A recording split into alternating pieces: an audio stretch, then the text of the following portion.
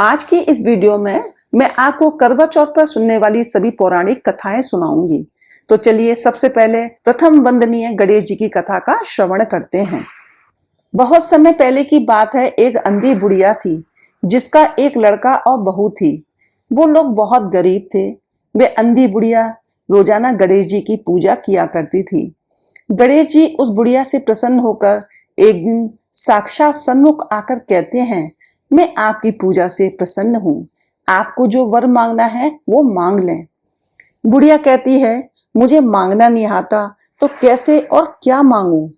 तब गणेश जी बोले कि अपने बहू बेटे से पूछकर मांग लो। तब बुढ़िया ने अपने पुत्र और वधू से पूछा तो बेटा बोला कि माँ धन मांग ले। बहू ने कहा पोता मांग ले। तब बुढ़िया ने सोचा कि ये तो अपने अपने मतलब की बातें कर रहे हैं। फिर बुढ़िया ने पड़ोसियों से पूछा तो पड़ोसियों ने कहा कि बुढ़िया तेरी थोड़ी सी जिंदगी बची है, क्यों मांगे धन और पोता। तू तो केवल अपने नेत्र मांग ले, जिससे तेरी बाकी की जिंदगी सुख से व्यतीत हो जाए।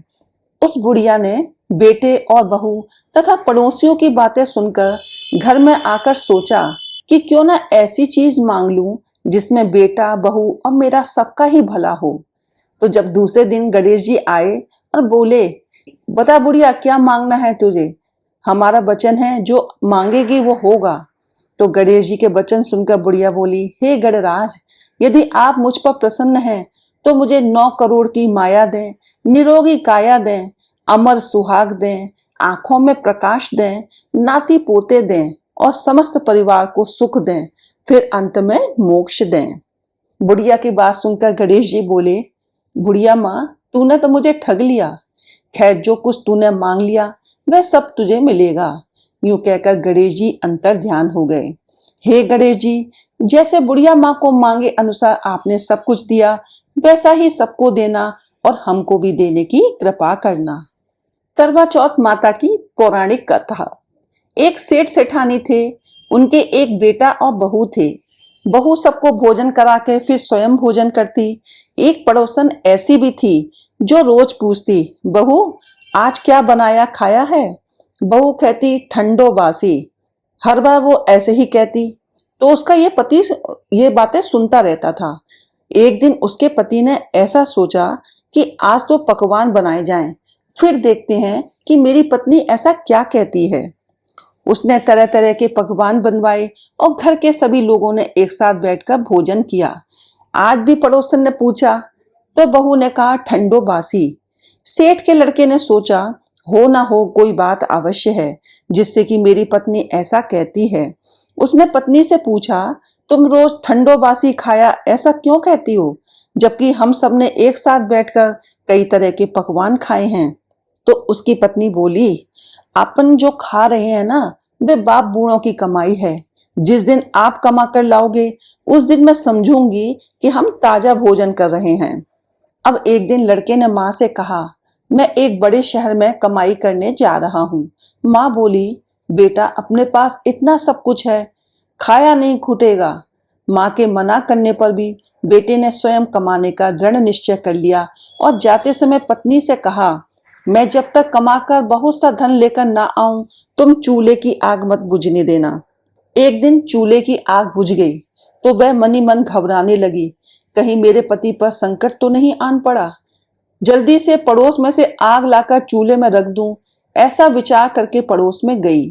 वहां पड़ोसन चौथ माता का व्रत पूजन कर रही थी।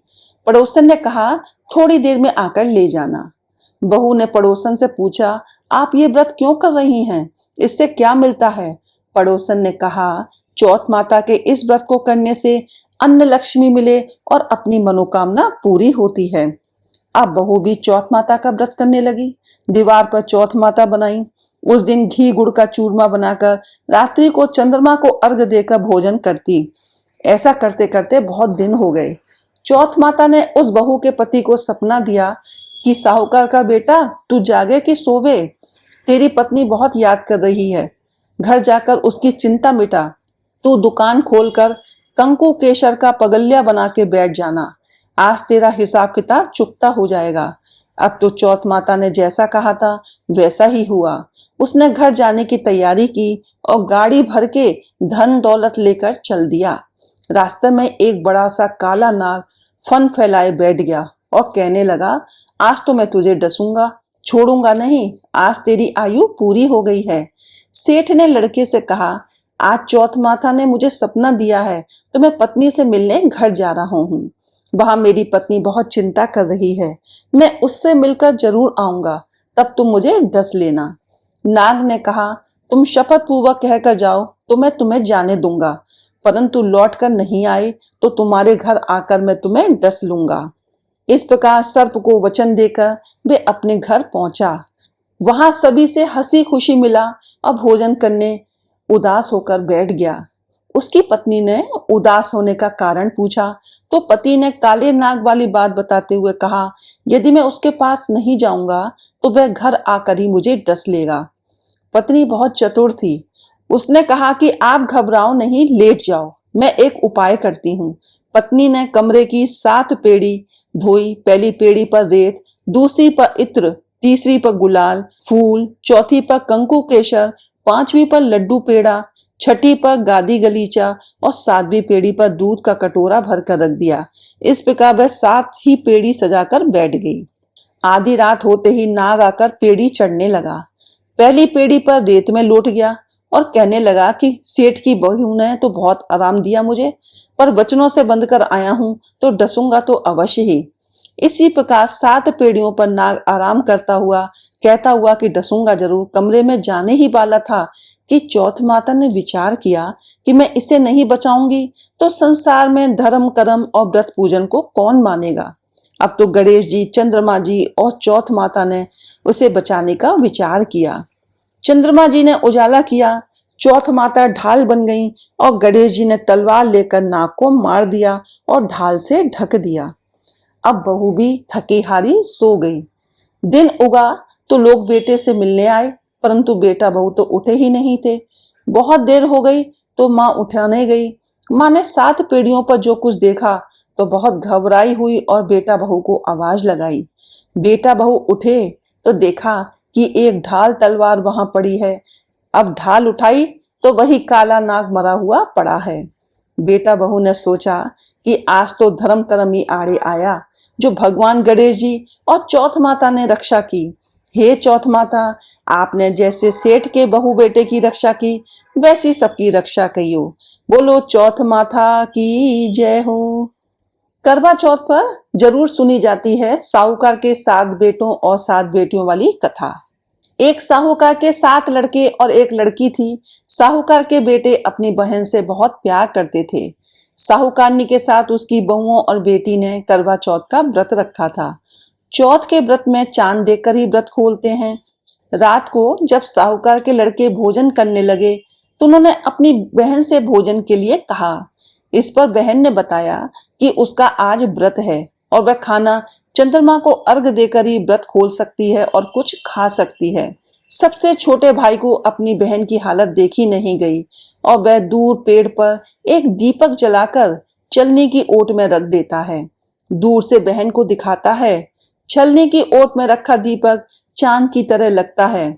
ऐसे में वो लगता है जैसे चतुर्थी का चांद हो। बहन ने अपनी भाभी से भी कहा कि चंद्रमा निकल आया है, व्रत खोल लें, लेकिन भाभियों को तो उसके भाइयों की बात पता थी तो उन्होंने बात नहीं मानी और अपना व्रत नहीं खोला।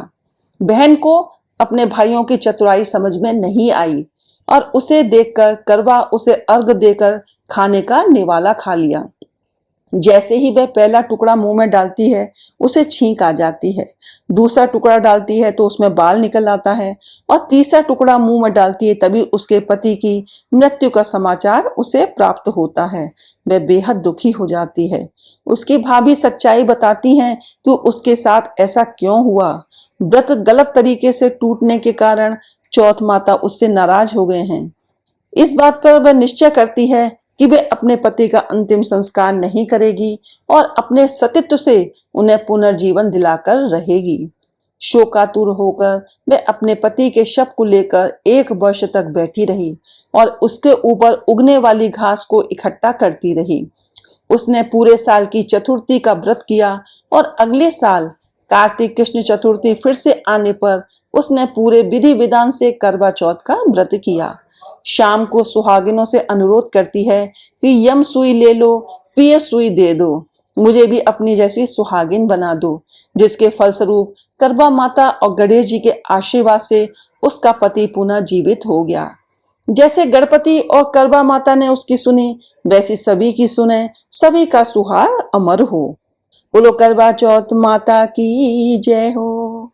देवी करवा अपने पति के साथ तुंगभद्रा नदी के पास रहती थी। एक दिन करवा के पति नदी में स्नान करने गए तो एक मगरमच्छ ने उनका पैर पकड़ लिया और नदी में खींचने लगा। मृत्यु करीब देखकर करवा के पति करवा को पुकारने लगे। करवा दौड़कर नदी के पास पहुंची और पति को मृत्यु को मुंह में ले जाने वाले मगरमच्छ को देखा। करवा ने तुरंत एक कच्चा धागा लेकर मगरमच्छ को एक पेड़ से बांध दिया।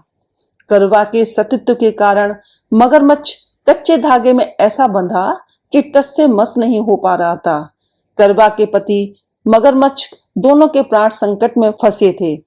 करवा ने यमराज को पुकारा और अपने पति को जीवन दान देने और मगरमच्छ को मृत्यु दंड देने के लिए कहा।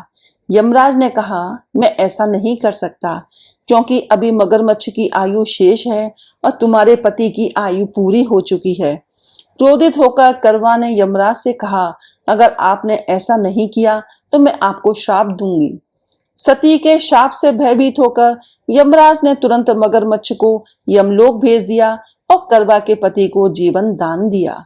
इसलिए करवा चौथ के व्रत में सुहागन स्त्रियां करवा माता से प्रार्थना करती हैं कि हे करवा माता, जैसे आपने अपने पति को मृत्यु के मुंह से वापस निकाल लिया, वैसे ही मेरे सुहाग की भी रक्षा करना। करवा माता की तरह सावित्री ने भी कच्चे धागे से अपने पति को वट वृक्ष के नीचे लपेट कर रखा था। कच्चे धागे में लिपटा प्रेम और विश्वास ऐसा था कि यमराज सावित्री के पति के प्राण अपने साथ लेकर नहीं जा सके। सावित्री के पति के प्राण को यमराज को लौटाना पड़ा और सावित्री को वरदान देना पड़ा कि उनका सुहाग हमेशा बना रहेगा और लंबे समय तक दोनों साथ रहेंगे। बोलो करवा चौथ माता की जय हो।